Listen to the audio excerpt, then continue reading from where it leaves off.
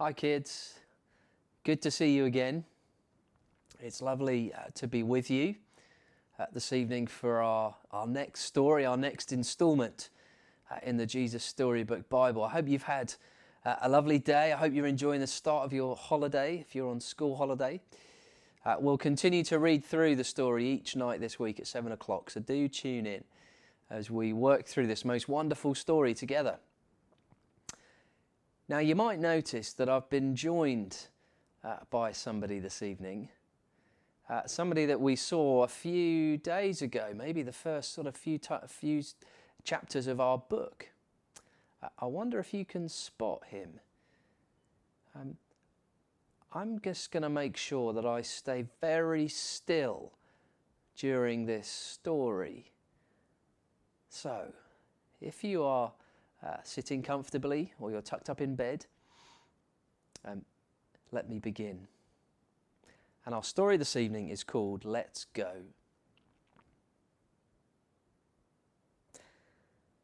After Jesus was baptized, he went straight out into the desert. Now that might seem like an odd place to go because, as you know, deserts are very hot and there isn't any food or water or places to stay. But Jesus needed to get away by himself and be somewhere quiet and lonely. He needed to be with his heavenly Father to get ready for his new life. In the desert, Jesus thought about the secret rescue plan he'd made with God. Before the foundation of the world, they both knew what would have to happen. To rescue God's children, Jesus would have to die. There was no other way. It was the reason that he had come. Now that old enemy, the one who'd spoken through the snake to Adam and Eve back in the garden, you remember him? You see, he didn't want Jesus to rescue God's people. So he lied to Jesus. "Are you really God's own son?" he whispered. "Poor yous. Gods must not love you. You don't need to die. Do it my way. Yes, and..."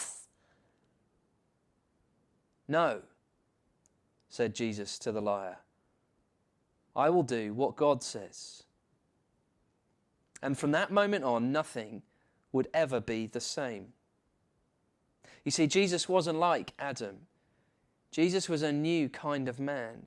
He would not believe the terrible lie that the enemy spoke. Jesus knew that God loved him and he would trust God no matter what. It was just as God had promised to Adam and Eve all those years before. Jesus had come to do battle against the snake's work. He would get rid of the sin and darkness and tears. And he would suffer, but he would win.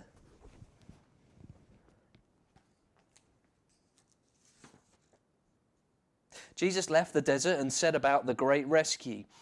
He was going to get God's people back. But first he needed to find some helpers and friends. He had a lot to do. He would need some people to help him. Who would make good helpers for Jesus, do you think? Clever ones? Rich ones? Strong ones? Important ones? Some people might think so. But I'm sure by now you don't need me to tell you they'd be wrong. Because the people that God uses don't have to have a lot of things or know a lot of things. They just need to need him a lot. One day Jesus was walking by the Sea of Galilee when he saw some brothers and friends mending their nets. They were poor fishermen. Jesus called out to them, "Let's go!" Peter, Andrew, James and John looked up at this man on the shore and they couldn't explain it. Their boats needed to be put away. Their nets needed mending. Fish were still wriggling on the shore.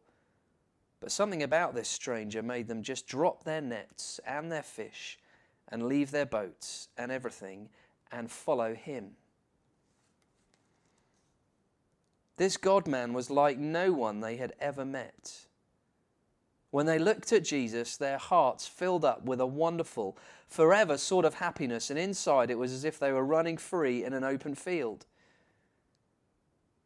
Jesus asked 12 men to be his helpers: Peter, Andrew, James and John, Matthew, Philip, Bartholomew, Thomas, another James, Simon, Thaddeus and Judas.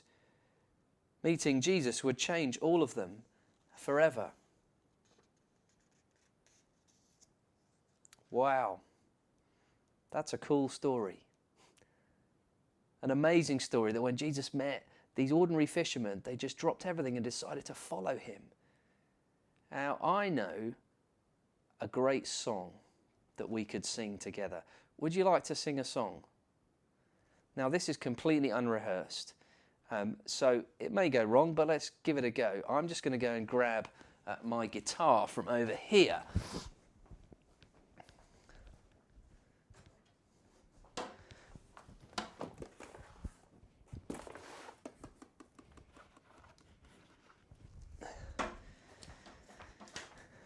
Here we go. I'm not sure how this will sound, but we'll give it a go because it's a great song. You might know it. We've sung it in church before. And it goes, if anyone would come after me. If anyone would come after me. He must deny himself and take his cross up daily and follow me. And that's Luke chapter 9 verse 23. Okay, you got it? Now, the fun thing about this is you get faster and faster and faster. And if you want to, if you're not tucked up in bed and your mum and dad don't mind, you can run around a little bit. Okay, because this reminds us, this song, that when Jesus called people to follow him, they followed him. Okay, so if anyone would come after me, if anyone would come after me, he must deny himself and take his cross up daily and follow me. And that's Luke chapter 9, verse 23, because that's where it is in the Bible. And that's pretty much what we just read. Okay, here we go. If anyone would come after me. If anyone would come after me, he must deny himself and take his cross up daily and follow me. And that's Luke chapter 9 verse 23. Here we go again. If anyone would come after me. If anyone would come after me, he must deny himself and take his cross up daily and follow me. And that's Luke chapter 9 verse 23. Here we go faster. If anyone would come after me. If anyone would come after me, he must deny himself and take his cross up daily and follow me. And that's Luke chapter 9 verse 23. If anyone would come after me. If anyone would come after me, he must deny himself and take his cross up daily and follow me. And that's Luke chapter 9 verse 23.